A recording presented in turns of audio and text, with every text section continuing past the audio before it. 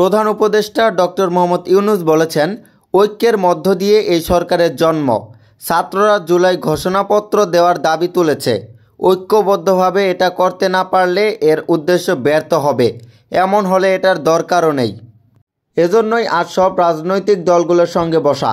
সবাইকে দেখে সাহস পাচ্ছি, আমি যতদিন আছি এই একতা নিয়েই থাকব।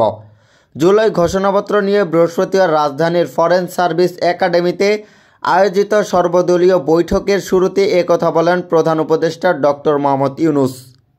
বিকেল 4টায় এই বৈঠক শুরু হয়। বৈঠকে বিএনপি, জামাত, ইসলামী আন্দোলন বাংলাদেশ, জাতীয় নাগরিক কমিটি, গণ অধিকার পরিষদ, বৈষম্য বিরোধী ছাত্র আন্দোলন, গণতন্ত্রের মঞ্চ, জাতীয় গণফ্রন্ট, খেলাফত মজলিস সহ বিভিন্ন রাজনৈতিক সংগঠন অংশগ্রহণ করছে।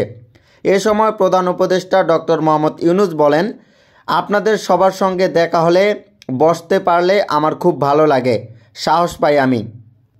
কারণ এই সরকারের জন্ম হয়েছে ঐক্যের মধ্য দিয়ে। যখন আশেপাশে আপনাদের দেখি না তখন নিজেকে খুব দুর্বল মনে হয়। যখন আবার আপনাদেরকে দেখি তখন মনে হয় আমরা সবাই এক আছি। একতাতেই আমাদের জন্ম, একতাতেই আমাদের শক্তি।